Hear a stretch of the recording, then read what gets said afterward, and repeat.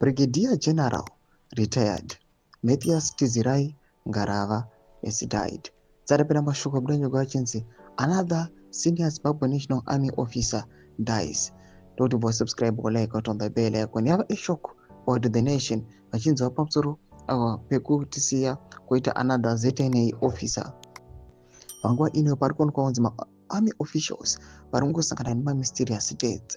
Panguva ino Zimbabwe inokuda chiripota chiti the commander of the Zimbabwe National Army, Lieutenant General Ashawota Tafmane, confirmed to the state media that the Brigadier General retired Ngarava passed away on 25 December at Chinhoyi General Hospital.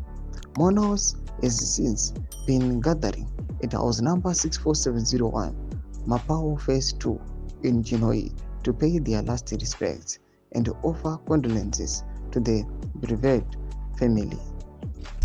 Details regarding burial arrangements are expected to be announced in due course. Do mashoko anobudanyo panguva ino pamusoro pekufa kwa Brigadier General retired Matthias Tizirai Ngarava. Panguva ino inoonekwa kunzi aiwa kukufa kutsakatika kuri kuitika mageneral vanhu kunyange zvako kuri kungofa kwemunhu kuti nguva yako yakwana or ari unclear circumstances. Panguva ino people that are taking it as an opportunity yokunyatsa kubuda pachena kunyatsa kusvibisa zita to the ruling party ZANU-PF netop leadership. Kunoonekwa kunzi matensions aripo between the top leaders ari kuonekwa kunzi kutsakatikawo kuri kuita mageneral it is a way yekucleana kana kupedza the guys who took part in orchestrating the 2017 military assisted coup.